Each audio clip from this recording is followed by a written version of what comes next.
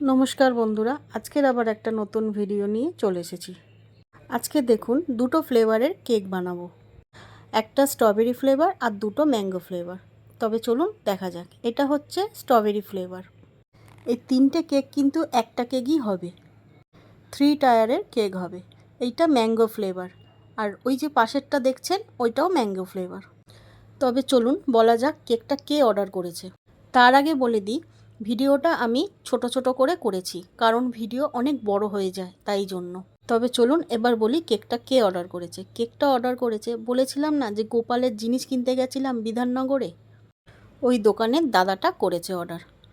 এই দাদাটা কিন্তু আমার কাছ থেকে কোনো দিন কেক নেয়নি, এই প্রথম আজকে বিশ্বাস করে আমার কাছে 3 টায়ারের কেক অর্ডার করলো। প্রথমে একটা কেক পছন্দ করেছে, আমার নিজের হাতে বানানো কেকই পছন্দ করেছিল। তারপর বলল যে না দিদি, আপনার পছন্দ মতনই করে দেবেন, কিছুটা ডিজাইন ওই রকমই রাখবেন। আমি বললাম ঠিক আছে। তো আমি কেকটা এই রকম বানিয়েছি। তো আপনাদের কেমন লাগলো কেকটা একটু জানাবেন, ডিজাইনটা কেমন লাগলো না লাগলো।